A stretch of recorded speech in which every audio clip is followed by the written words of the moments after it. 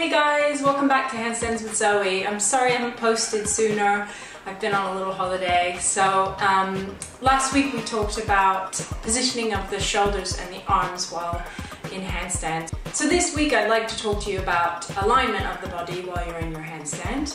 What you're aiming for is a vertical line, a straight line that stacks everything over one point.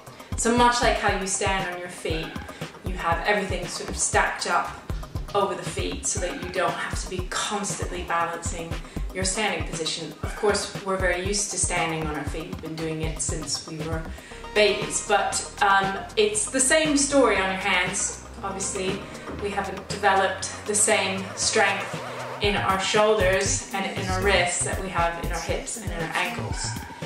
Achieving that vertical line can be really tricky, but once you get there, you'll find yourself balancing a lot less. You'll be actually conserving a lot of energy.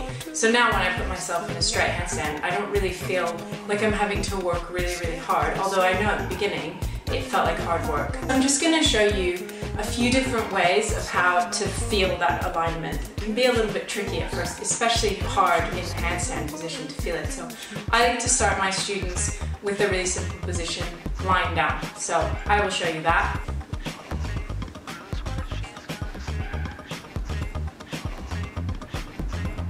So after trying that position lying on your front, you can also try lying on your back and standing up on your feet before you try it in the handstand.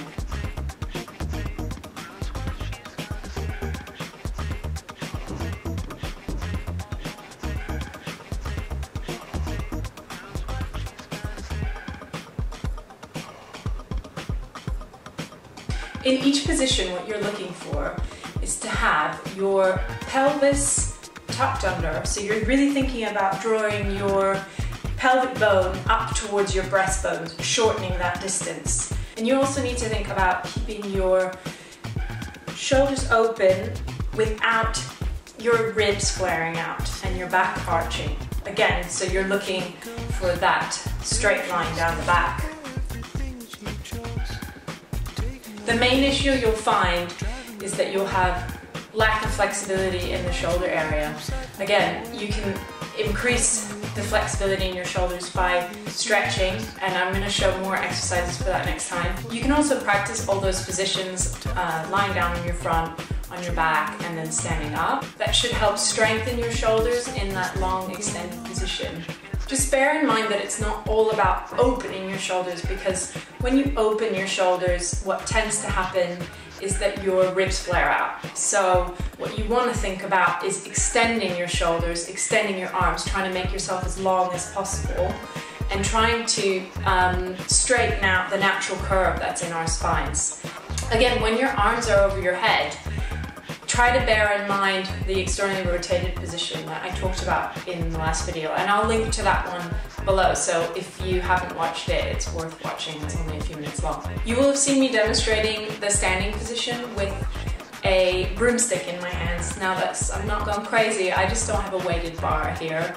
But if you're at the gym, a really great exercise if you're a beginner is to stand with a weighted bar overhead and trying to maintain that long extended position as you load bear. So you're not taking all of your own weight in the handstand, because at the beginning that can be pretty overwhelming. So what you can take away from this video is to practice those positions, lying on your front, on your back, standing up, trying to think about elongating your spine, extending through your whole body, lifting up, shoulders up towards your ears, and mimicking the handstand position. I like to do those as a bit of a warm-up to kind of warm up my core and my awareness of the line.